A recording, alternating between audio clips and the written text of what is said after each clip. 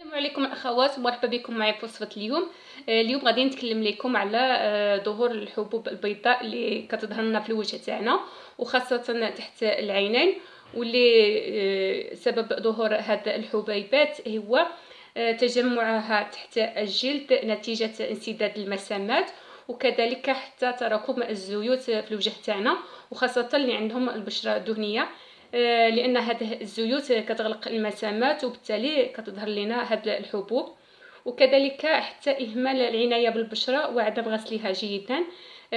فلهذا اليوم غادي نقدم لكم هذه الوصفه واللي كتكون من الليمون كما كتلاحظوا معايا، وكذلك النشا.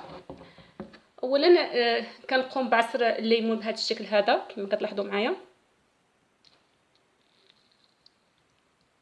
ثم كنبداو نخلطوا هاد المكونين جيدا حتى كنحصلوا على شبه سائل، ثم كنقوم بوضع هذا الخليط على الوجه تاعنا وكنخليوه لمده تقريبا نصف ساعه.